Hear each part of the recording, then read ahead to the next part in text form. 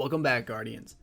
In the last report, we briefly touched upon the Awoken, their occupation of the reef, and some of the information about their matriarchal structure.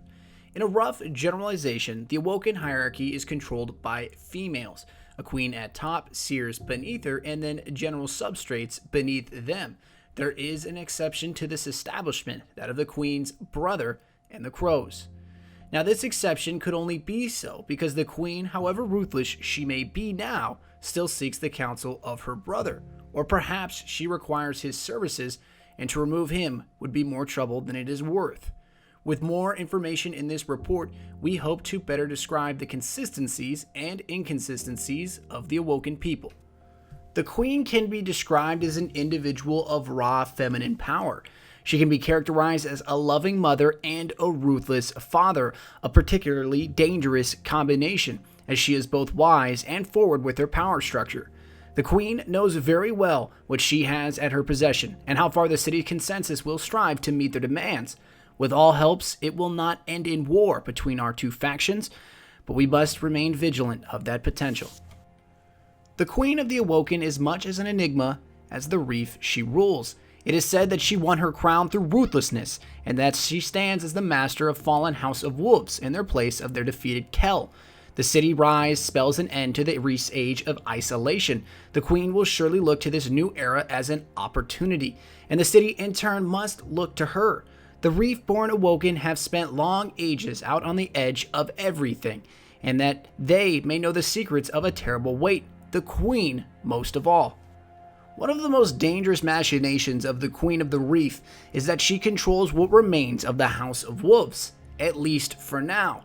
After defeating the Kel, she assumed control of the House of Wolves that occupied the reef, and this is a direct quote from an Awoken Reef-born. The bulk of the House of Wolves now falls under control of the Queen of the Reef. There are many stories on how this came to be, but they are too varied for the truth to be separated from the rumor. As interesting as that quote is, it does not explain the questions we are asking. Throughout these reports, we have asked questions and we have only been given more questions. The elusive nature of the galaxy and age play into a particular problem of obtaining information. Regardless, we will do what we can to explain. Reportedly, there is unrest in the House of Wolves, some not akin to welcoming a non-species Kel, the first Awoken or non-fallen in all of our library's information to achieve such a title. The true question is, can it last? The Queen has a powerful army of fallen at her disposal. Some left at the House of Exile on the moon. Others may have perpetuated the Archon priest Asgore escape from the prison of elders. And others, yet still, may plan for a coup d'etat against their new Awoken leadership. While information on Asgore is limited, he is no longer a threat as he attempted to join with the House of Winter. Here is the first-hand information we have on Asgore. He is a disciple of the Prime Servitor Calix. Asgore initiated brutal crusades against human settlements beyond the city and ravaged countless Awoken enclaves throughout the reef. When the Queen waged war against the Wolves, Asgore was taken alive and sealed into the infamous Prison of Elders. Killing Asgore before he can join the ranks of House of Winter weakens the Fallen, strengthens ties to the reef, and brings the city one step closer to gaining a solid foothold along the shattered coast. The Queen's forces cannot fully be explained without first-hand information on the Prison of Elders, which is a new home for the fallen House of Wolves' former nobility. For a while, the only lights were the eyes of witches tending to the cells. The drone of the soul machines echoed through the prison. Gas billowed and ebbed into the shadows. She entered. They scurried to their points around her, the method of their arrangement precise. The Archon priest has been retired, my queen, said the witch to her right. Far from the throne and audience she moved without theater. Any word of Calix Prime.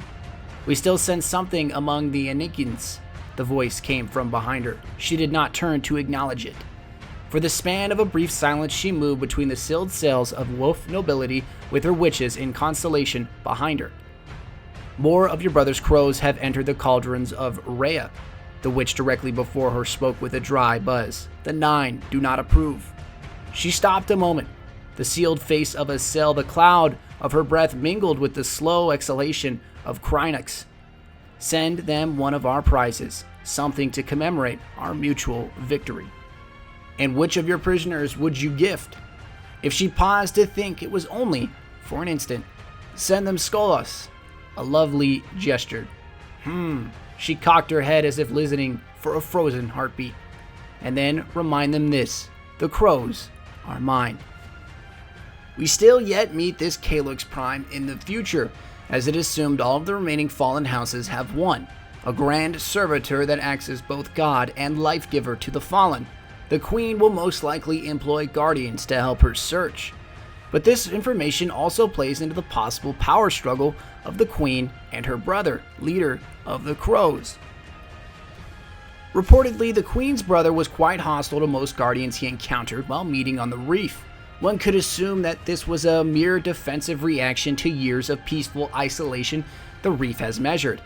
Now, with the moving and bustling of a recovering city, the brother may yet fear the potential of the reef Awoken, playing a short second to that of the city. Information on the queen's brother is limited, but he can be described as the queen's confidant, spy master, and deadliest enforcer. Her brother wields enormous power, particularly for a male born in the reef's matriarchal society. Recent reports suggest he may differ from the queen on key matters of strategy, but it remains to be seen whether this is a source of conflict, or part of the reason the queen values him so highly.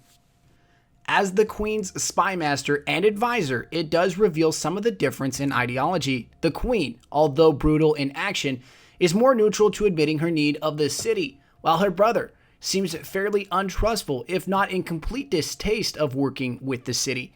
As guardians, we know fairly little of the city's consensus and its major rulings, but we can assume that the intrigues of the reef hierarchy and that of the city leaders do not mesh mildly. As always, questions yet remain. Can we yet find more allies in the dark abyss of space? Or will old trespasses keep our fledgling and recovering city from pushing forward and establishing a new golden age? We know only but a few things in our battle with the darkness. We shall not perish, we shall not retreat, we shall not give ground or embody defeat. We shall stand, much like a line in the sand. Those who are against us shall fall, for their fate is the better of all.